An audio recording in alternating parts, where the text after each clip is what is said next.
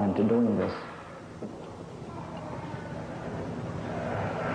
And they begin to tell us at these gatherings, they said, in your lifetime you're going to see things happen. It was strange when they said it in the 1950s and 1960s, but now it seems very clear, but then it was unusual. They said you're going to see a time in your life men are going to become women. They said the Great Spirit, He's going to make a man on the earth. He made him a man, but this man's going to say, I know more than the Great Spirit. I'm going to change myself to be a woman. And they will even nurse children. They said the Great Spirit's going to make a woman on this earth. She's going to say, I know more than the Great Spirit. I want to be a man. And she will be physically a man. This sounded strange. And maybe in their vision they saw Boy George. I don't know. They said you're going to see a time in your lifetime, the human beings are going to find the blueprint that makes us. They're going to find the blueprint that makes us. They call that now DNA, dinucleic acid. And they said they're going to cut this blueprint. They call that now genetic splicing.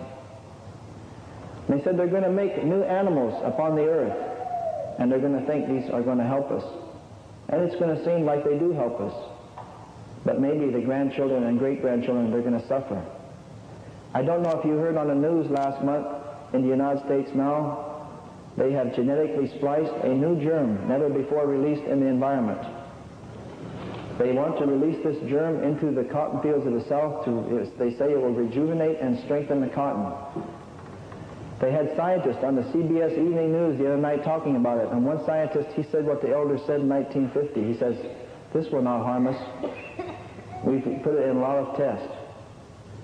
And the other scientist, he said what the elders also said. He said, no, this has never before been in the environment. We have no idea what it will do.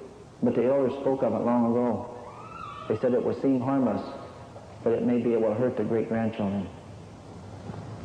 The elders said long ago, they will release these things. They will use them. This is going to be released not too long from now.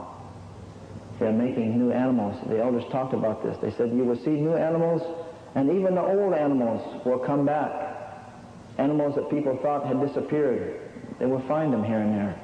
They begin to reappear. They said you will see a time, about this time, they said, there's going to be a time, and I know that many of you are from tribes that also have this prophecy. They said there's going to be a time when the eagle will fly its highest in the night and it will land upon the moon. Some tribes say the eagle will circle the moon. Some tribes say the eagle will fly its highest in the night. And at that time, they say, many of the native people will be sleeping, which symbolically means they have lost their teachings. Or some tribes say it will be as if they're frozen. They've been through the long winter. But they say when the eagle flies its highest in the night, that will be the first light of a new day. That will be the first thawing of spring. Of course, at the first light of a new day, if you stayed up all night, you notice it's really dark. And the first light, you want to see it, but you can't. It sneaks up on you. You want to see it change, but it was dark, and then pretty soon it's getting light before you know it. We're at that time now. The eagle has landed on the moon, 1969. When that spaceship landed, they sent back the message, the eagle has landed. Traditional native people from clear up in the Inuit that have shared with us, they have this prophecy clear down to the Quechuas in South America who have shared with us, they have this prophecy. When they heard those first words, the eagle has landed, they knew that was the start of a new time and a new power for native people. There is absolutely nothing strong before us now. We may do anything we wish. In 1776, when the United States government printed the dollar in one claw, if you've ever noticed, there's an olive branch in this claw. They said that represented peace. The Indian elders shared with me in South Dakota, where Kevin's from, to them that represents the enslavement of black people. In the prophecies of the Six Nations people, they say there will be two great uprisings by black people to free themselves. We've seen one about 1964. There will be a second, more violent one to come. I'll get back to what that means in a minute. In the other claw is 13 arrows. The founding fathers of the United States said that represents the 13 states. But they say, the elders, that represents the enslavement of native people. When the eagle landed on the moon, they decided to print a special silver dollar to commemorate that. I don't know how many of you noticed it. The original design showed the spaceship landing on the moon, but at the last minute it was changed to an actual eagle. And in the eagle's claws is the olive branch, but the arrows are gone. And the elders said, that's our prophecy. We have been released.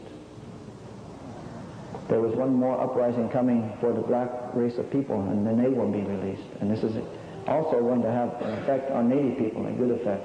And there's a whole other set of prophecies from the Iroquois people about that I won't have time to go into this morning. But we're in that time now. We're between the first light of a new day and the sunrise. The sunrise is about to come. When it comes up, everyone is going to see it. But you know how it is in the village. There's a few people that get up early, and there's some that sleep till noon. I'm probably one of those that sleeps till noon. And he said, when that eagle lands on the moon, the powers will begin to come back to us. And you know, as an alcoholic person, I feel that one of our greatest diseases is alcoholism. And within 7 days of the time the eagle landed on the moon, the first native alcoholism program was started on an Apache reservation in Arizona.